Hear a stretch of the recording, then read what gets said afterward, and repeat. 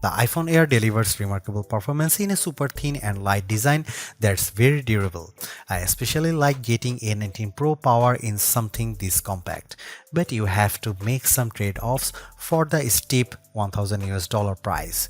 You get only a single rear camera, which means no telephoto zoom, ultra-wide or macro shots. And while the Air's battery life is solid, it's a few hours behind the iPhone 17 Pro Max. The iPhone Air represents the first major shakeup to the iPhone family in years. The Air replaces the iPhone 16 Plus in Apple's lineup, but it really stands on its own as a completely new device.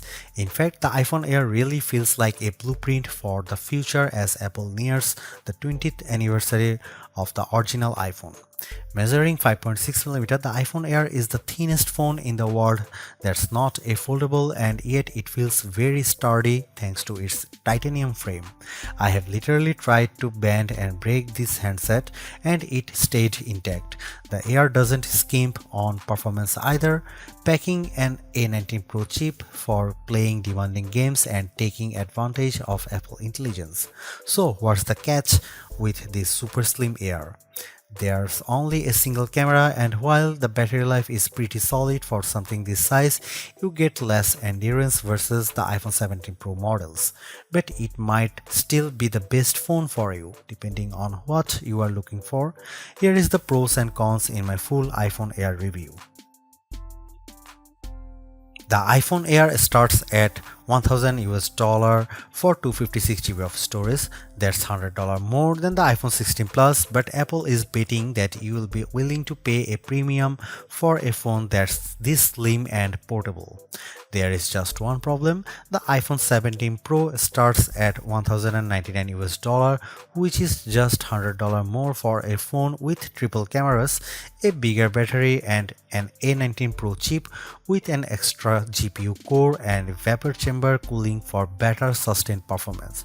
So you should really think about whether this stunning design is worth it. The iPhone Air has a release date of September 19. The iPhone Air is so thin and light that you are worried for its safety when you see it from across the room, but you will feel reassured when you put it in your hands. Measuring just 5.64mm thin, the iPhone Air edges out the Samsung Galaxy S25 Edge for the thinnest phone we have tested.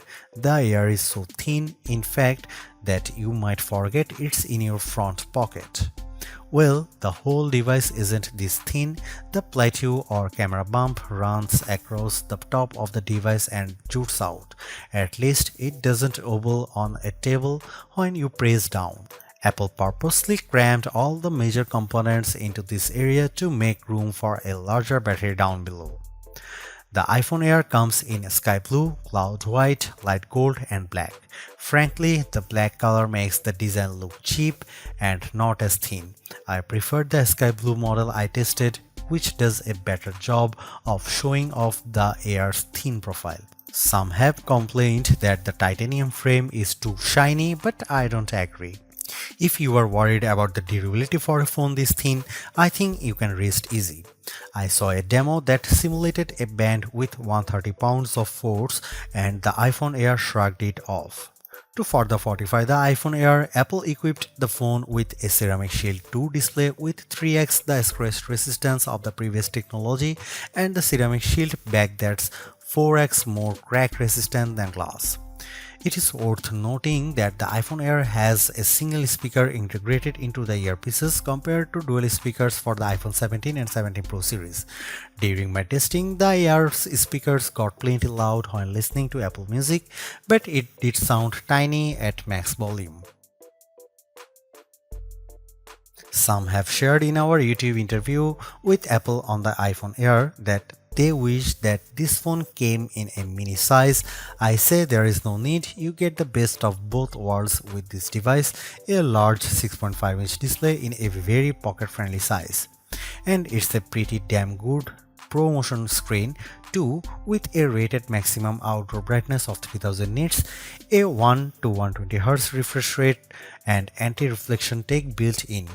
Outdoors, I put the iPhone Air up against the Galaxy S25 Edge, playing the same Begonia trailer, and Emma's tone looked brighter, plus there was less glare.